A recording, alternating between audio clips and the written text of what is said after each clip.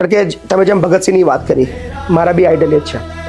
અને દેશ સેવા, સમાજ સેવા કે રાષ્ટ્રપ્રેમ એ કોઈ વાંચવાની, સમજવાની કે ભણવાની વસ્તુ નથી.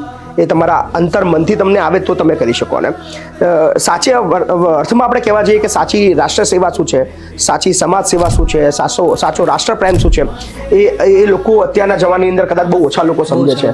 દેખાડાવાળી રાજનીતિ, દેખાડાવાળો રાષ્ટ્રપ્રેમ, દેખાડાવાળી રાષ્ટ્રભક્તિ કદાચ 15મી ઓગસ્ટ કે 26મી જાન્યુઆરી હોય ઝંડો લઈને ખાલી ભારત માતા કી જય બોલીને પોતાની જે રાષ્ટ્ર ભાવના વ્યક્ત કરે છે, ફક્ત એટલું પૂરતું સીમિત ના હોવું જોઈએ.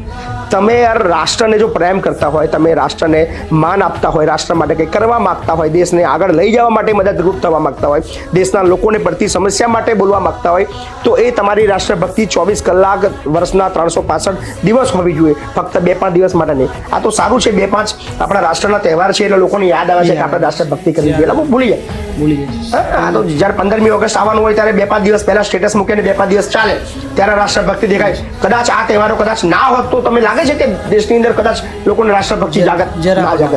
સો લોકોને ચોક્કસ એક વાત કહીશ કે સાચી રાષ્ટ્રભક્તિ સમજજો.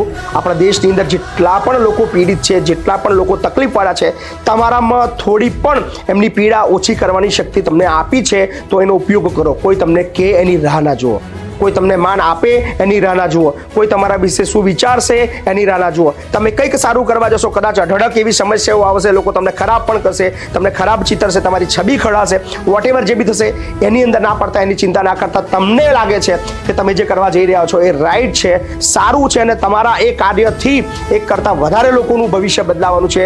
એક પીડા પણ એક ક્ષણ માટે પણ કોઈની ઓછી થવાની છે. તો એ કામ સાચું છે, બેસ્ટ છે, કોઈની ચિંતા ના કરતા.